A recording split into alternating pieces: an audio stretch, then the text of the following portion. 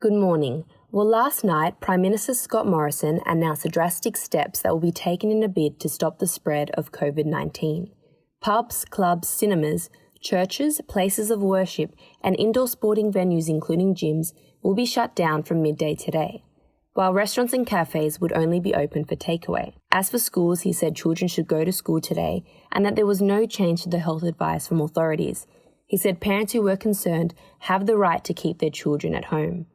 Moving on to the US, stocks tried to rally on Friday but weren't successful, as we saw Wall Street end its most volatile week since 2008. The Dow closed lower by 900 points, or 4%, to 19,174. Shares of 3M and Disney dragged the Dow lower. The S&P 500 dropped the most, falling 4.3% to around 2,305, and the tech-heavy Nasdaq dropped 3.8% after rising more than 2% at one point. Factors that weighed down on the market included a stay-at-home order for New York State, a swift reversal in crude prices, and a strengthening dollar.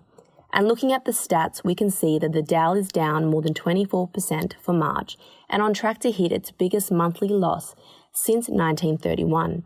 And the S&P 500, which has dropped around 22%, is also set for its worst monthly performance since 1940.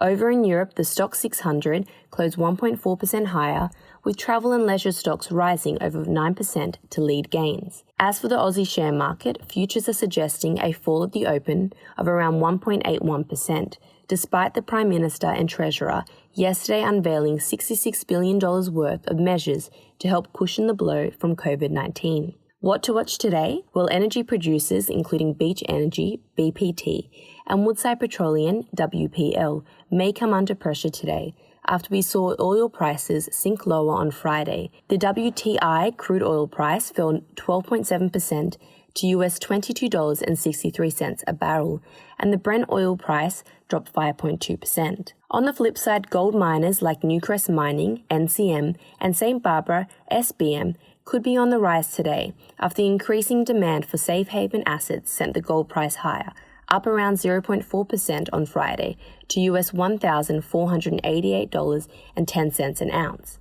AP Eagers APE share price is also on the watch today after the auto retailer announced that its final dividend would be halved from 22.5 cents per share to 11.25 cents per share.